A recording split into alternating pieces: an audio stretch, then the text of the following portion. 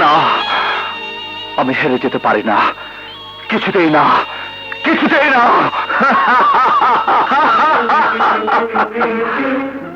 সেদিন তুই তো বলেছিলি চৈতিকে তোর স্ত্রী হিসাবে তুই অমিতকে উপহার দিবি, কিন্তু আজ অমিত তোর সে কল্পনা রানী চৈতিকে তার স্ত্রী হিসাবে তোকে উপহার দিতে চায়। তুই হেরে গেছিস, তুই হেরে গেছিস। না, তুই হেরে গেছিস। না, তুই হেরে গেছিস। না, মামুন চৌধুরীর জীবনে হেরে যাওয়ার শব্দটির জন্ম হয়নি, আজও হবে না। চৈতিকে আমি আমার আমার স্ত্রী হিসেবে উপহার দেব, আমার স্ত্রী হিসেবে উপহার দেব।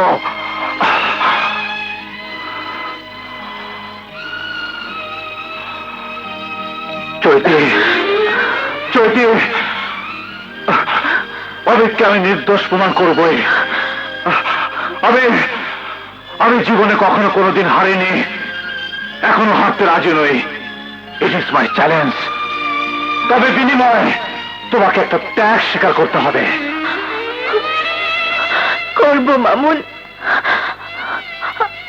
আমি অমিতের জন্য যে কোনো ত্যাগ স্বীকার করতে রাজি। বলো, কি ত্যাগ স্বীকার করতে হবে? অমিতকে আদালতে নির্দোষ প্রমাণ করে এসে আমি তোমাকে আমার ঘরে বধূ এসে দেখতে চাই। না মামুন, না, এ হয় না, এ হতে পারে না। আজ তোমাকে পারতেই হবে। না মামুন, না, আমি জেনে শুনে আমার ভালোবাসার সাথে প্রতারণা করতে পারবো না।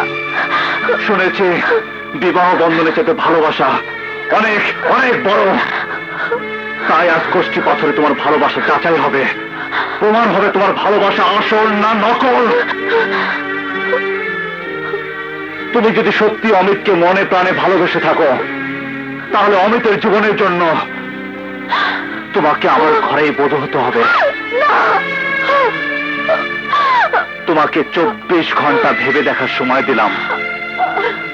তোমার হ্যাঁ না সিদ্ধান্তের উপর নির্ভর করছে অমিতের জীবন মৃত্যু।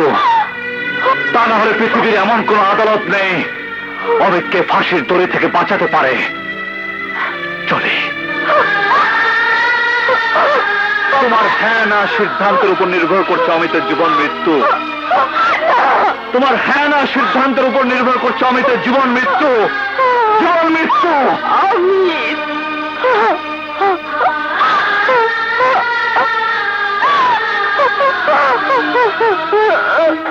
মামুন, তুই সব কি বলছিস? তুই যদি চৈতিকে চিরদিনের জন্য মনে প্রাণে ভুলে গিয়ে আমার হাতে তুলে দিতে পারিস, তাহলে আমি তোকে আদালতে নির্দোষ প্রমাণ করে ফাঁসির দড়ি থেকে বাঁচাবো। না মামুন, না, তোর দোহাই লাগে, তুই আমার ভালোবাসা কেড়ে নিস না। চৈতি আমার ভালোবাসার প্রথম গোলাপ, যার প্রতীক্ষায় আজও আমি বেঁচে আছি। চৈতি আমার বেঁচে থাকার একমাত্র অবলম্বন। তাকে যদি তুই আমার জীবন থেকে কেড়ে নিস, তাহলে তাহলে আমার বেঁচে থেকে কি লাভ? তুই তারুণ্যের আবেগে চৈতি ঠুনকো ভালোবাসার কাছে অন্ধ হয়ে গেছিস। তাই বলছে, জীবনের প্রতি যদি তোর এতটুকু মায়া থাকে, যদি বাঁচার স্বাদ থাকে, তাহলে চৈতিকে চিরদিনের জন্য তোকে ভুলে যেতে হবে। না, আমি আমার ভালোবাসাকে নিজের হাতে হত্যা করতে পারবো না। পারতে তোকে হবেই, নইলে ফাঁসির দড়ি থেকে কেউ তোকে বাঁচাতে পারবে না। প্রয়োজনে আমি ফাঁসির দড়িতে ঝুলবো, মৃত্যুকে বন্ধু বলে আলিঙ্গন করব। তবুও তোর মতো বেঈমান বিশ্বাসঘাতক স্বার্থপরের হাতে আমার ভালোবাসার চৈতিকে আমি কিছুতেই তুলে দেব না। তোর যা ইচ্ছা তাই বল, তবে আমার প্রস্তাবটা ভেবে দেখার জন্য তোকে 24 ঘন্টা সময় দিলাম। তোর হ্যাঁ উপর নির্ভর করছে তোর জীবন, তোর মরণ। চলে।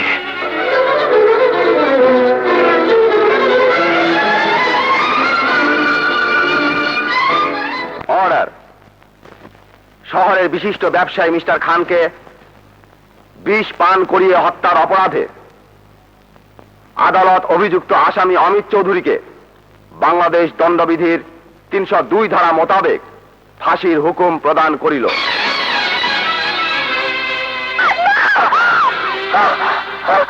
তোমার হ্যাঁ না সিদ্ধান্তের উপর নির্ভর করছে অমিতের জীবন মৃত্যু।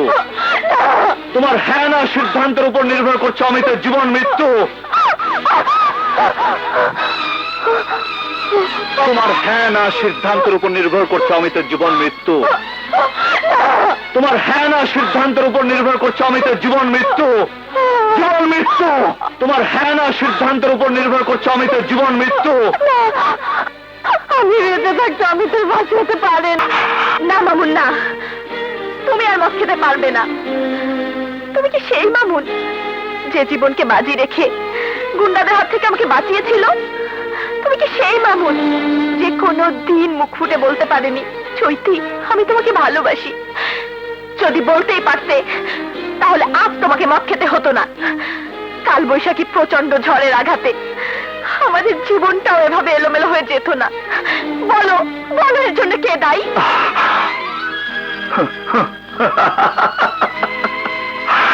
কে দায়ী জানি না, তবে তোমরা সবাই বেইমানি করলেও এই মত কখনো বেইমানি করবে না। না মামুন না, আমি তোমাকে আর মদ খেতে দেব না। কারণ আমি তোমার বুদ্ধি হতে রাজি। হ্যাঁ মামুন, সত্যি বলছি। বিনিময়ে তুমি শুধু অমিতকে ফাঁসির দড়ি থেকে বাঁচাবে।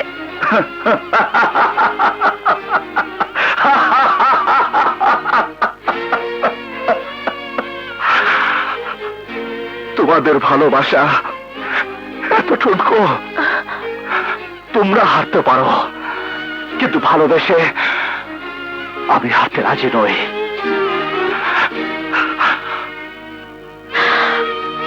এই তোমাকে ছুঁয়ে আমি কথা দিচ্ছি, অমিতকে আমি নির্দোষ প্রমাণ করবই। Order order order, your honour. আমার মক্কেল জনাব অমিত চৌধুরীর বিরুদ্ধে মিস্টার খানকে বিষ পান করিয়ে যে হত্যার অভিযোগ আনা হয়েছে তা সম্পূর্ণ মিথ্যা, ভিত্তিহীন এবং ষড়যন্ত্রমূলক।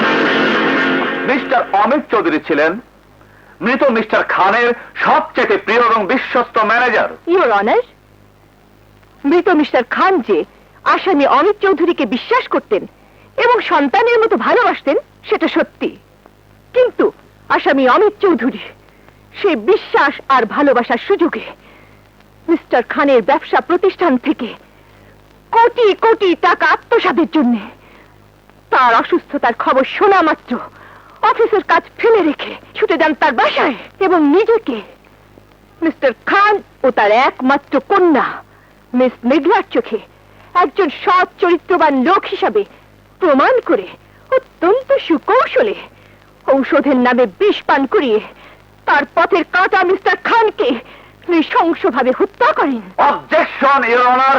Objection sustain. ইওর অনার, আমার প্রতিপক্ষের বিজ্ঞ বন্ধু মিস্টার অমিত চৌধুরীর বিরুদ্ধে এতক্ষণ যে বক্তব্য আদালতে পেশ করলেন তা সম্পূর্ণ মিথ্যা এবং বানোয়াট। Objection your honour.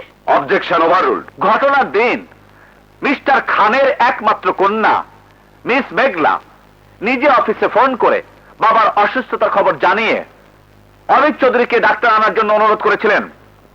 তাই মানবিক দৃষ্টিকোণ থেকে অমিত চৌধুরী সেদিন ডক্টর হাসানকে সঙ্গে এনে অসুস্থ মিস্টার খানকে চিকিৎসা করান। ডাক্তার বলেছিলেন তিনি হৃদরোগে আক্রান্ত হয়েছিলেন, অতএব মিস্টার খান যে হৃদযন্ত্রের ক্রিয়া বন্ধ হয়ে মারা গিয়েছিলেন তাতে কোনো সন্দেহ নেই। That's all your honour. Your honour, আমার প্রতিপক্ষের বিজ্ঞ বন্ধু তার দীর্ঘ বক্তব্যে এমন কোনো প্রমাণ দিতে পারেননি যে আসামি অমিত চৌধুরী নির্দোষ। অতএব আমি তার শাস্তি দাবি করছি ইওর অনার। Order order. আদালত আজকের মতো এখানেই মুলতবি রইল। অসম্ভব। মামুন কেন? মামুনের মৃত বাবাও যদি পুনর্জীবন নিয়ে ফিরে আসে তবুও প্রমাণ করতে পারবে না অমিত নির্দোষ, কারণ ওষুধ কিনেছে অমিত এবং মিস্টার খানকে সে নিজের হাতে ওষুধ খাইয়েছে। কিন্তু তুমি আমারই নির্দেশে সেই ওষুধের প্যাকেট থেকে ওষুধ সরিয়ে বিষের বোতল রেখেছ, যা তুমি আর আমি ছাড়া পৃথিবীর কেউ জানে না। অতএব তুমি নিশ্চিন্ত থাকতে পারো, মামুন কোনোদিনই অমিতকে আইনের চোখে নির্দোষ প্রমাণ করতে পারবে না।